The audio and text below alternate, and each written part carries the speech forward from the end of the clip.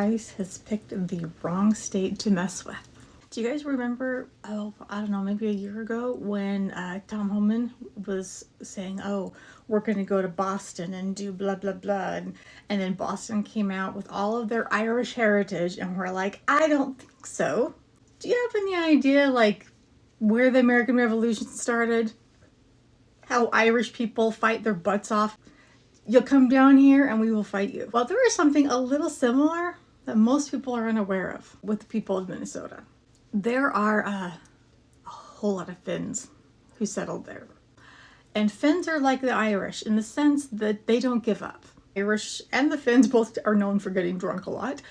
The Irish will have this dark gallows humor, and the Finns will just sit there and glare at you. Neither one will give up, and they will fight to the end. The Winter War. There's just a really big, nutshell that was during World War II when Stalin, well, this was his excuse, that, he needed more land to make sure that his capital, Leningrad, St. Petersburg, would be protected. Therefore, he needs to annex this whole chunk of Finland. And the Finland was like, we're not doing that. And then he was like, oh my goodness, you guys invaded, which of course they did not. And then he used that as an excuse to invade Finland. Stalin believed it would be 3 to 5 day battle. He would just take over the whole country. This was November 30th of 1939. This is like Arctic area. He did not send his soldiers in with very much fuel or food because they're not going to need it for very long, right? It's just a few days. Or their winter uniforms. That was brilliant.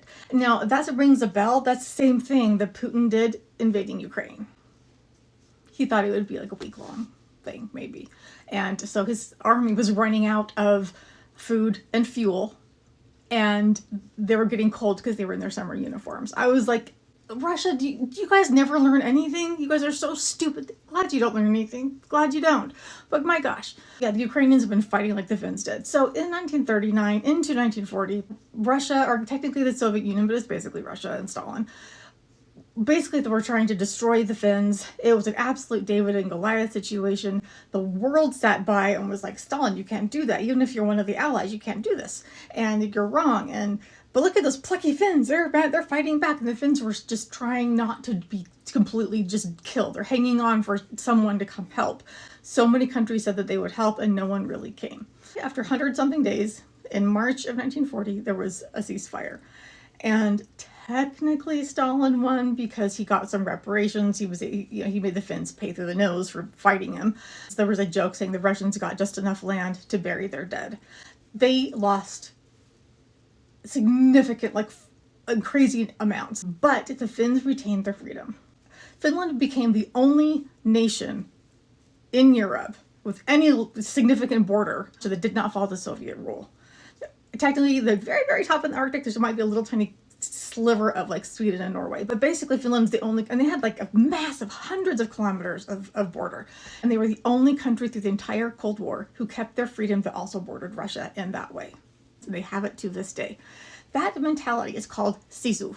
S-I-S-U. There's an awesome movie even called Sisu that deals with post-World War II when the Finns are trying to kick the Germans out. It's incredibly violent, but it's such a great movie.